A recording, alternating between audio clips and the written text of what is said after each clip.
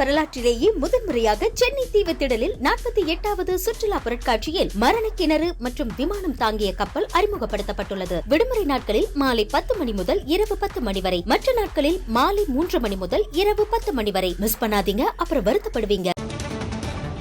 மக்களவை தேர்தல் குறித்து சமாஜ்வாதி வேட்பாளர்கள் முதற்கட்ட வேட்பாளர்களை அறிவித்துள்ளனர். உத்தரப்பிரதேச மாநிலத்தில் காங்கிரஸ் சமாஜ்வாதி கூட்டணி இறுதி செய்யப்பட்ட நிலையில் சமாஜ்வாதி கட்சியின் முதற்கட்ட வேட்பாளர் பட்டியல் வெளியிடப்பட்டுள்ளது. கூடுதல் விவரங்களை வழங்குவதற்காக செய்தியாளர் நிரஞ்சன் இணைப்பில் இருக்கிறார். நிரஞ்சன், முதற்கட்ட வேட்பாளர் பட்டியல் வெளியிடப்பட்டுள்ளது. இதில் மிக முக்கியமாக யார் யாரெல்லாம் இடம்பெற்றுள்ளனர்? நிச்சயமாக மிக முக்கியமாக அகிலேஷ் யாதவுடைய மனைவியான டிம்பிள் யாதவ் அவர்கள் மைன்புரி தொகுதியில் போட்டியிடுகிறார் என அறிவிக்கப்பட்டிருக்கிறது. இது சமாஜ்வாதி கட்சியின் முன்னாள் தலைவரும் உத்தரப்பிரதேச மாநில முதல்வருமான அவருடைய தொகுதியாக, சொந்த தொகுதியாக இருக்கக்கூடியதுதான் இந்த மெயின்புரி தொகுதியாக இருக்கின்றது. அதே போல ஃபெரோஷாபாத் தொகுதி, சம்பல் தொகுதி, ஏக்தா தொகுதி, பத்கான் தொகுதி உள்ளிட்ட சில முக்கியமான தொகுதிகளுக்குமான பெயர் பட்டியல் என்பது வெளியிடப்பட்டிருக்கிறது. உன்னாவ் நமக்கு தெரியும், சில ஆண்டுகளுக்கு முன்பாக பாலியல் வன்கொடுமை நடந்து நாடு முழுவதும் பரபரப்பாக பேசப்பட்ட ஒரு மாவட்டமான உன்னாவ் தொகுதிக்கு அனு டாண்டன் என்பவரது பெயர் என்பது அறிவிக்கப்பட்டிருக்கிறது. அதே போல லக்னோ தொகுதி வேட்பாளர் பட்டியல் என்பதும் வெளியாகி இருக்கிறது.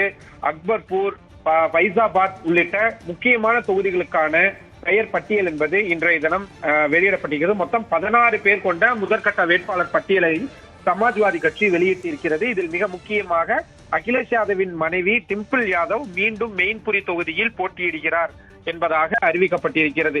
403 சட்டமன்ற தொகுதிகளை கொண்ட உத்தரப்பிரதேச மாநிலத்திற்கு 80 மக்களவை தொகுதிகள் இருப்பது என்பது நமக்கு தெரியும். நாட்டிலேயே அதிக அளவில் மக்களவை தொகுதிகளை கொண்ட மாநிலமாகவும் உத்தரப்பிரதேச மாநிலம் இருக்கின்றது. ஏற்கனவே அரசியல் கட்சிகள் தொடர்ந்து வியூகங்களை வகுத்து வரக்கூடிய சூழலில் உத்தரப்பிரதேச மாநிலத்தை பொறுத்தவரை சமாஜ்வாதி கட்சி மற்றும் காங்கிரஸ் கட்சிக்கு இடையில் கூட்டணி என்பது உறுதி செய்யப்பட்டிருந்தது. தொகுதி பங்கீடுகளுக்கான பேச்சுவார்த்தைகள் நடைபெற்று வந்த நிலையில் தற்பொழுது முதற்கட்ட வேட்பாளர் பட்டியலை வெளியிட்டு அதிரடியை காட்டியிருக்கிறது அகிலேஷ் யாதவுடைய சமாஜ்வாதி கட்சி. கிட்டத்தட்ட 2019ஆம் ஆண்டு தேர்தலில் அவர்கள் எந்தெந்த தொகுதிகள் எல்லாம் அதிக வாக்குகளை பெற்றார்களோ, எது சாதகமாக இருக்குமோ அந்த மிக முக்கியமான தொகுதியாகத்தான் இந்த 16 தொகுதிகளும் இருக்கிறது. பாஜகவிற்கு கடும் நெருக்கடியை கொடுக்க வேண்டும், ஆரம்பத்திலேயே உத்தரப்பிரதேச மாநிலத்தில் கவனம் செலுத்த வேண்டும் என்று அகிலேஷ் யாதவ் வகுத்திருக்கக்கூடிய வியூகமாகத்தான் இதனை நாம் பார்க்க வேண்டியது இருக்கிறது. தேர்தல் அறிவிப்புக்கு முன்பே வேட்பாளர் பட்டியலை வெளியிடுவதன் மூலமாக தேர்தல் பணிகளை அக்கட்சி மிகவும் தீவிரப்படுத்தி இருக்கிறது என்பதை புரிந்து கொள்ள முடிகின்றது. 16 வேட்பாளர்களை கொண்ட முதற்கட்ட வேட்பாளர் பட்டியலை வெளியிட்டுள்ளது சமாஜ்வாதி கட்சி. உங்களுடைய தகவலுக்கும் நன்றி நிரஞ்சன்.